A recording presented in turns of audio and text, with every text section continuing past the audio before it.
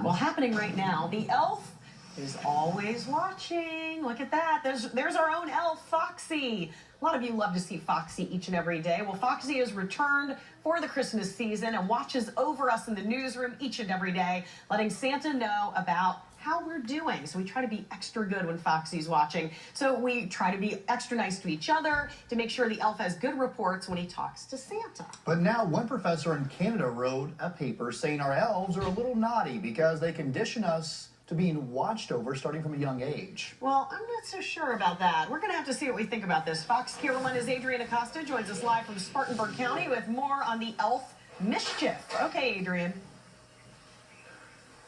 Well, guys, each night, families across the world open their doors for their little elves to fly from the North Pole. But at least one college professor says these little guys and gals are teaching our kids something we didn't realize. Check your Facebook feed, and no doubt you'll find pictures of elves getting into trouble. The elf on the shelf made Santa's mischievous spy into a household tradition across the country, including here at Crystal Shoemaker's house. Our elf's name is Cy the elf. He definitely gets into mischief.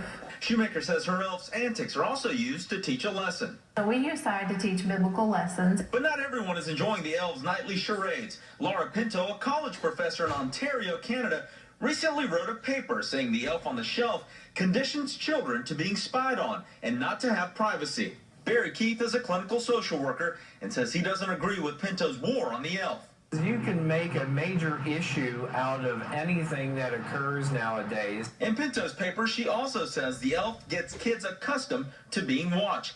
Family therapist Sabrina Richardson says Pinto is right, and that's okay. I think we're at a point in society where cameras are everywhere. People have their cell phones. People are watching. People are videotaping, when we least expect it. Richardson and Keith both say as long as parents explain to children what privacy is and where to expect it, their elves should be welcomed into the home from the North Pole each day.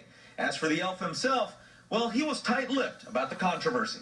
Any comment on this report saying you're actually the naughty one? About the elf, he only talks to Santa, so Cody and Diana really didn't continue to press him on the issue. Back to you guys in the studio. He's a good reporter, but he even couldn't get the elf to talk, Okay. Always watching. Always watching. Well, still to come, a Georgia